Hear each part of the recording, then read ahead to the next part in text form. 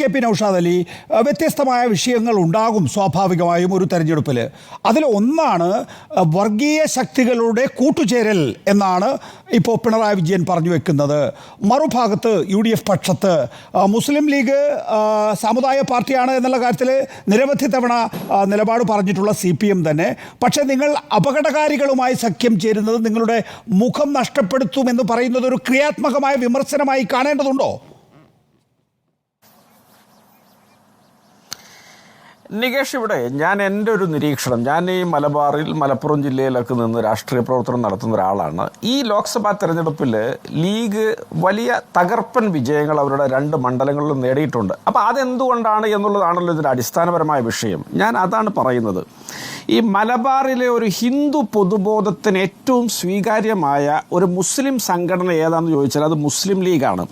മുസ്ലിം ലീഗിനെ ദുർബലപ്പെടുത്താൻ മുസ്ലിം പ്ലാറ്റ്ഫോമിലെ മറ്റു ചിലരെയൊക്കെ കൂട്ടുപിടിച്ച് എന്നൊക്കെ CPM ശ്രമം നടത്തിയിട്ടുണ്ടോ അന്നൊക്കെ CPM-നെതിരായിട്ട് ഇവിടുത്തെ ഹിന്ദു പൊതുബോധം മുന്നോട്ട് വന്ന് വോട്ട് ചെയ്തിട്ടുണ്ട്. മുമ്പ് ഇബ്രാഹിം സുലൈമാൻ സേട്ടനെയും മഅദനിയെയൊക്കെ ഗാന്ധിയോട് ഉപമിച്ച് EMS നടത്തിയ പരീക്ഷണം ഉണ്ടായിരുന്നു. ഒരു 15 വർഷത്തിന് മുമ്പ് ഇവിടെ ഹുസൈൻ രണ്ടത്താണിയെ പൊന്നാനിയിൽ മത്സരിപ്പിച്ച് മഅദനിയുമായിട്ടൊക്കെ പിണറായി വിജയനൊക്കെ വേദി പങ്കിട്ട ഒരു ലോക്സഭാ തെരഞ്ഞെടുപ്പുണ്ടായിരുന്നു. അന്ന് ഇട്ടി വലിയ ഭൂരിപക്ഷത്തിന് അവിടെ ജയിച്ചു.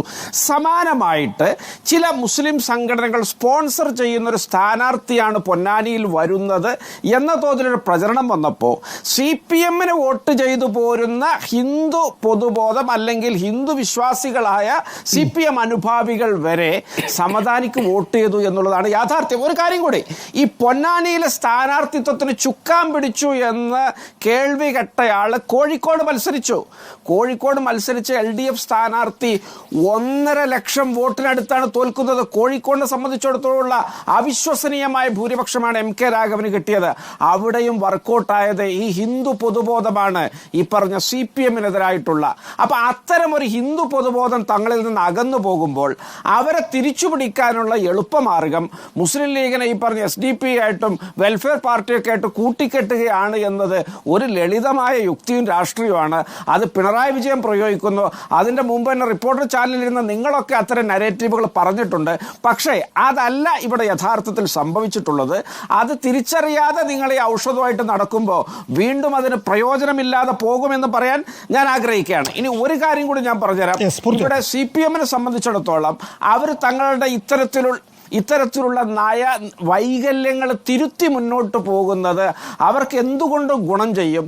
മുസ്ലിം ലീഗിനെ സംബന്ധിച്ചിടത്തോളം അവരുടെ ആ ഒരു സ്വീകാര്യത അത് ഇവിടുത്തെ മുസ്ലിം ഇതര ജനവിഭാഗങ്ങൾക്കിടയിൽ വളരെയധികം പ്രസ്താവ്യവും പ്രഖ്യാപിതവുമാണ്.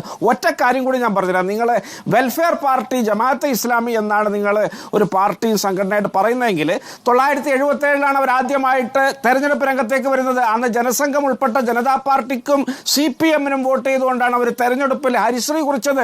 2016 വരെ അവർ CPM-ന്റെ പാളയത്തിലും LDF-ന് വേണ്ടിയായിരുന്നു പ്രവർത്തിച്ചതും വോട്ട് ചെയ്തതും. അപ്പോഴൊക്കെ അവർ പുരോഗമനവാദികളെ നവോത്ഥാന സിദ്ധാന്തക്കാരും CPM-ന്റെ പടിയിറങ്ങുമ്പോൾ അവർ തീവ്രവാദികളും ആവുന്ന ഈ രാഷ്ട്രീയം നമുക്ക് മനസ്സിലാവുന്നില്ല.